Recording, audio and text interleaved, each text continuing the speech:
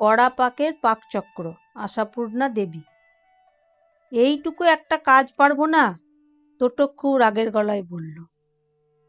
তোমরা আমায় ভাবো কি? আসলে কাজটা যদি প্রথমেই তোটককে করতে বলা হতো, নির্ঘাত তোটক ঝেড়ে জবাব দিত, ওরে বাবা, তোমার পিসেমশাইয়ের বাড়ি গিয়ে তার খবর নেওয়া? আমার দ্বারা ওসব হবে টবে না। কিন্তু অনুরোধ করবার আগেই কিনা তোটকের বাবা বলে বসলেন, তোটক, ও কি আর পারবে? বললেন অবশ্য তোটকের মাকেই, কারণ তোটক তার বন্ধুর দাদার বিয়েতে শিবপুরে যাচ্ছে শুনেই তোটকের মা আহ্লাদে চমকে উঠে বলেছিলেন, শিবপুরে? কোথায় বললি? কই দেখি বিয়ের চিঠিটা। ও মা, এ যে একেবারে আমার পিসেমশাইয়ের বাড়ির কাছাকাছি। আহা, একবার যদি উঁকি মেরে খবরটা নিয়ে আসতে পারতিস রে। কতদিন থেকেই শুনছি ভুগছেন। আগে কত গিয়েছি, আদর খেয়েছি। পিসি মারা যাওয়ার পর থেকে সত্যি এখন আর বিশেষ যাওয়া হয় না। তবু বুড়ো পিসেমশাইটি তো রয়েছেন। তাই তোটকের মার শিবপুর শব্দটি শুনেই বোধহয় মনটা কেমন করে উঠেছিল, আর বলে ফেলেছিলেন, একবার যদি একটু খবর নিয়ে আসতে পারতিস রে। কিন্তু সঙ্গে সঙ্গেই তোটকের বাবা বলে উঠলেন কিনা, তোটক, ও কি আর পারবে? এতে অপমান হয় না? সেই অপমানের জ্বালাতেই তোটক বলে ফেলেছিল, এইটুকু কাজ আর পারবো না। তোমরা আমায় কি ভাবো বলো তো? তা বলে যখন ফেলেছি তখন তার দায় বইতেই হয়। অতএব বলতেই হয়, আমি বেশি কথা টথা বলতে পারবো না। কাউকে চিনি টিনি না, যা বলতে ইচ্ছে একটা চিঠি লিখে দিও, পৌঁছে দিয়ে কেমন আছেন জেনে চলে আসবো। তো মা তাতেই কৃতার্থ। এত বড় একখানা কাজ করতে রাজি হয়েছে তোটক, এ কি সোজা আহ্লাদ? বললেন, কখন বেরোবি? জাস্ট বিকেল 4টেই।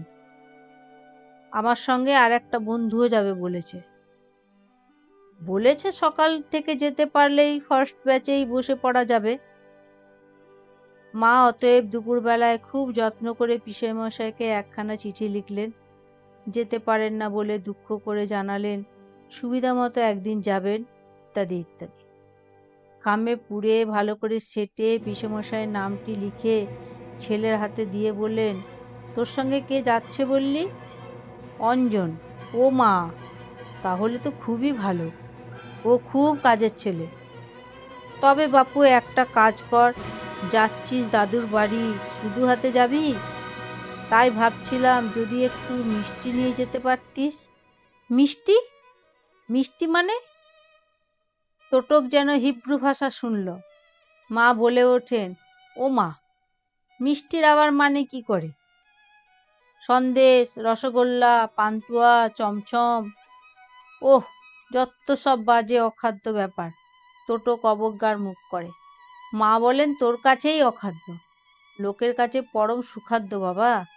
এই অখাদ্য দোকান খুলে লোকে লাখ লাখ টাকা করছে। আর পিসেমশাই তো মিষ্টির পোকা বললেই হয়, বিশেষ করে কড়া পাকের সন্দেশের। বলেন, আমায় যদি কেউ যোগান দিতে পারে, ভাতের বদলে কড়া পাক খেয়েই থাকি। তাই যদি একটু। তোটক বোঝে এবার ঘাড়ে চাপলো কড়া পাক। বিপন্নভাবে বলে, এই এতখানি রাস্তা এই তোমার সন্দেশের বাক্স বয়ে নিয়ে যেতে হবে? বাসের অবস্থা জানো?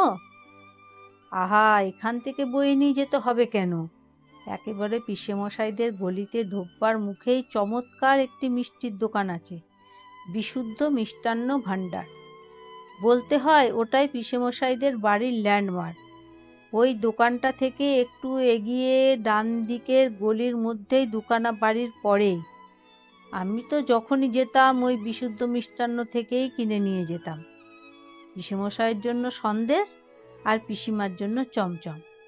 পিসিমা মারা গিয়ে পর্যন্ত তো আর যাওয়াই হয় না। তো তুই ওই দোকান থেকেই। বলে একখানা 20 টাকার নোট এগিয়ে ধরে বলেন, ওদের ওখানে 2 টাকা করে কড়া পাক, গোলাপ ছাপ, বেশ বড় বড়। তাই নিস 10খানা। দুজনে যাচ্ছিস, অসুবিধে হবে না। আবার সেই অনাস্থাসূচক কথা, যেন একজনে গেলেই দারুণ অসুবিধে হতো। টোটক আবার একবার রেগে ওঠে। 10টা সন্দেশ নিতে 2জন লাগবে? তুমি আমায় কি ভাবো বলো তো? 5 বছরের খোকা। দাও না, 100 টাকাই দাও না, তোমার পিসেমশাইয়ের জন্যে নিয়ে যায় 50টা গোলাপ ছাপ। মা ওর রাগ দেখে হেসে ফেলেন, বলেন, থাক, 100 টাকাই দরকার নেই, ওই 20 টাকাই নিস। এখন আর ছেলেকে মনে পড়িয়ে দিতে চান না। তোর বাবা গেরস্তর কোনো কাজ করতে হবে শুনলেই গায়ে জ্বর আসে। তাই না চিন্তা? বেশ ভালো মেজাজে আছে, সেটা বিগড়ে দিয়ে কাজ নেই। মনে মনে ভাবতে থাকেন, ছেলে পাঠিয়ে খবর নিচ্ছি দেখে পিসেমশাই খুবই খুশি হবেন। চিঠিটা তো লিখেছি ভালো করে গুছিয়ে। অঞ্জন বাইরে থেকে তালা লাগাচ্ছে। এই টোটো, কত সাজগোজ করছিস? চটপট বেরিয়ে পড়। বলেছি না, ফার্স্ট ব্যাচটা ধরতে না পারলেই ফিরতে রাত 12টা। জানি তো, মফস্বলী ব্যাপার। শিবপুরটাকে ওরা মফস্বলী বলে। টোটক চিঠি আর টাকা পকেটে নিয়ে বেরিয়ে পড়ে। মা পিছন থেকে আবার চেঁচিয়ে বলেন, মনে রাখিস দোকানটার নাম বিশুদ্ধ মিষ্টান্ন ভাণ্ডার। সেখান থেকে মিষ্টি কিনে নিয়ে একটু এগিয়ে ডান দিকের গলি। গলি আর কি, 2খানা বাড়ির পরেই বাড়ি। মার শেষ কথাগুলো অবশ্য হাওয়ায় উড়ে যায়। এরা ততক্ষণে অনেকখানি এগিয়ে গেছে। তা অঞ্জনের কথা কার্যকরী। সকাল সকাল বেরিয়ে পড়ার ফলে ওরা ফার্স্ট ব্যাচটাই ধরতে পেয়েছিল। তবু তো বিয়ে বাড়ি যাওয়ার আগে সেই বিশুদ্ধ মিষ্টান্ন ভাণ্ডারের ব্যাপারটা ছিল। এবং মার ডিরেকশন মতো সেই একটু এগিয়ে গিয়ে বাঁহাতি গলি, হ্যাঁ বাঁহাতি তো, আর 2টো বাড়ি পরেই বাড়িটাতেই গিয়েছিল। তবে সেখানে বেশি দেরি হয়নি। টোটকের মা ভাবছিলেন, শিবপুর থেকে বৌভাতের নিমন্ত্রণ খেয়েই যাদবপুরে আসা, কত না জানি রাত হবে। হয়তো রাত 10টা 11টা বেজে যাবে। ও মা, রাত 9টা বাজতে না বাজতেই ছেলে এসে হাজির। হবে না কেন অঞ্জনের বুদ্ধির ফল। গায়ের জামাটা খুলতে খুলতে বলে ওঠে টোটো, দারুণ খাইয়েছে। ওহ, মার্ভেলাস, রান্না ফাইন, আর আইসক্রিমটা যা ছিল! আমি আর অঞ্জন তো 2টো করেই খেয়ে নিলাম। মা বললেন, তা বেশ, খুব ফট করেছে তোর বন্ধু বাবা। তো কোণে কেমন হলো?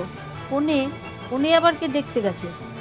ও মা, সে কি রে, বন্ধুর বিয়েতে গেলি, আর বন্ধুর বৌদিটি কেমন হলো দেখে এলি না? হ্যাঁ, দেখে আমার কি স্বর্গলাভ হবে? মা হাসলেন, তারপর বললেন, ঠিক আছে, এখন বল পিসেমশাই তোকে কি বললেন? খুব অবাক হয়ে গেলেন বোধহয়। খুব খুশি তো? চিঠিটা দিতে ভুলে যাসনি তো? কড়া পাকের গোলাপ ছাপ পেয়েছিলি? কথাগুলো শুনতেই টোটকের এতক্ষণ আহ্লাদে ভরা মুখটা শুকিয়ে আমসি হয়ে আসে।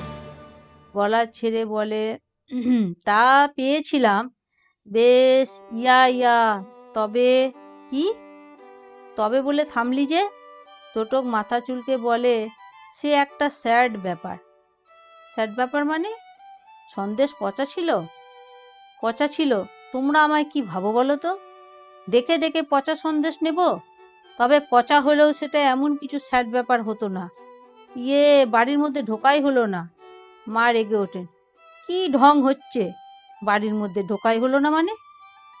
মানে দরজার সামনেই দেখলাম একগাদা লোক, আর তোমার পিসেমশাইয়ের জন্য খাট এসেছে। কি বললি? পিসেমশাইয়ের জন্য কি এসেছে? হ্যাঁ, ওই তো বললাম, খাট এসেছে তোমার পিসেমশাইয়ের জন্য। মানে যাকে খাটিয়া বলে, যাতে মরা নিয়ে যায়, সেই এসেছে আমার পিসেমশাইয়ের জন্যে? ডুকরে কেঁদে ওঠেন টোটকের মা। বলছিস কি? তুই দেখে এলি? একা আমি কেন, আমি অঞ্জন দুজনেই। আমার ভাগ্য, না হলে ঠিক আজকেই সেখানে গিয়ে হাজির হই।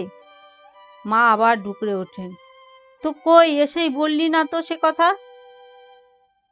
আহ্লাদে আটকানা হয়ে বলতে বসলি নেমন্তন্ন বাড়ির কি মার্ভেলাস খাইয়েছে। টোটক এখন একটু ক্ষুব্ধ গলায় বলে, এসেই একটা খারাপ খবর দেব? একটা সেন্স নেই? তোমরা আমায় কি ভাবো বলো তো? টোটকের বাবা এতক্ষণে প্রায় হাঁ করেই শুনছিলেন ছেলের অভিযানের বিবরণ।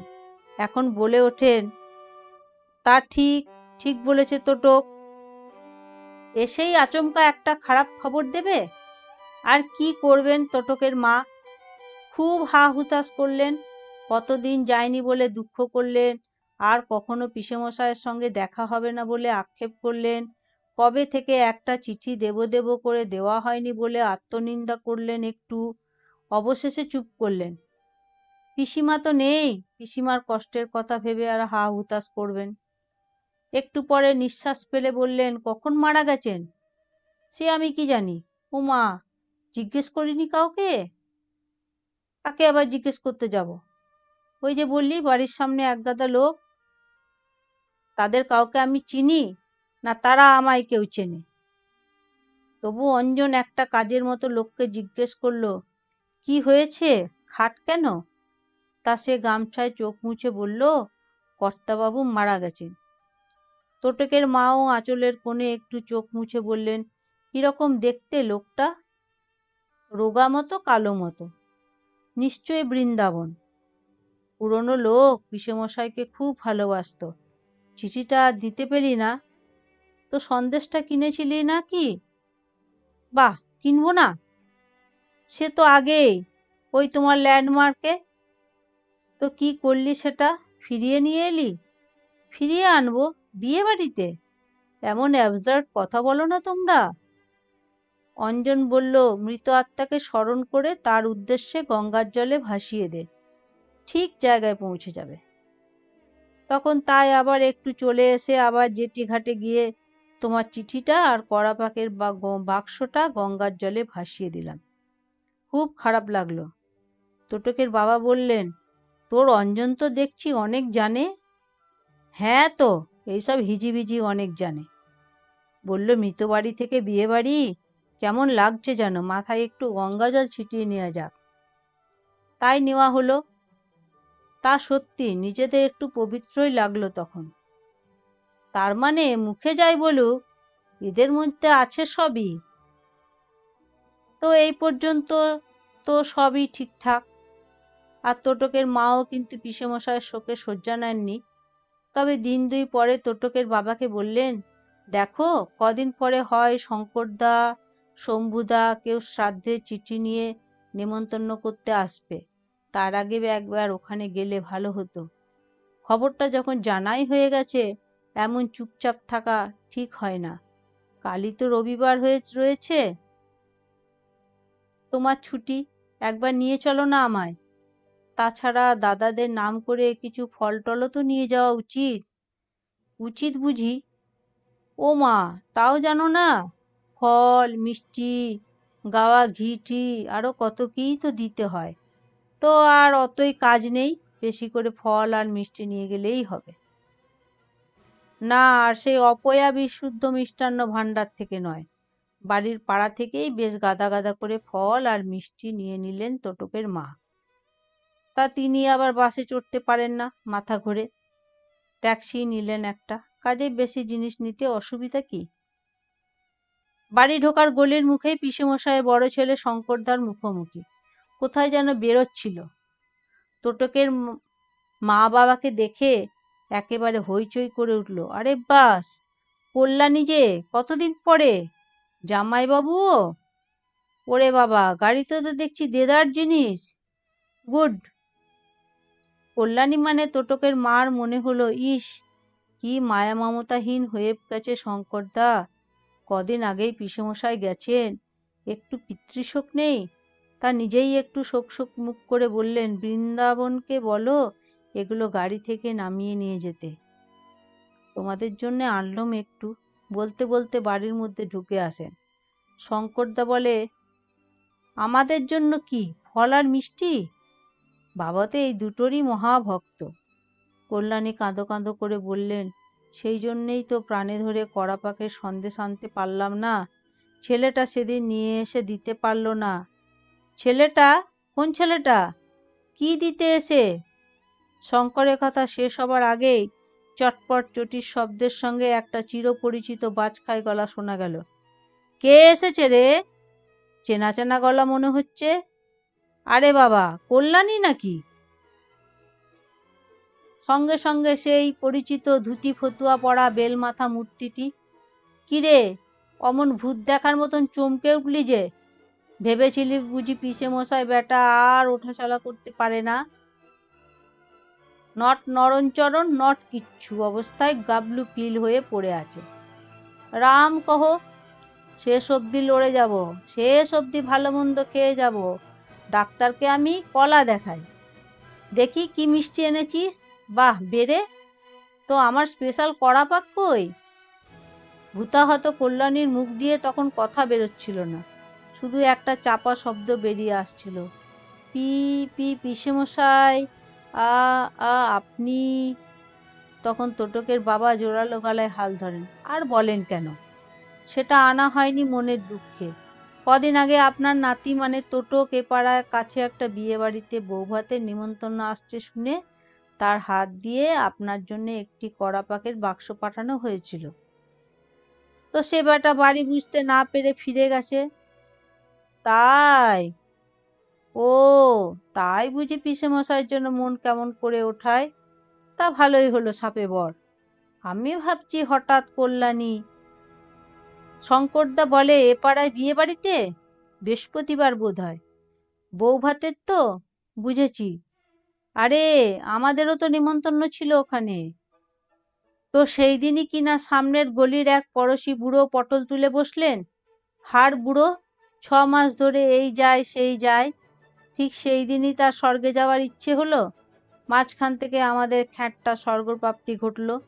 যতই হোক এতদিনে পড়শি খাট এসেছে দেখে তো আর নিমন্ত্রণ খেতে যাওয়া যায় না।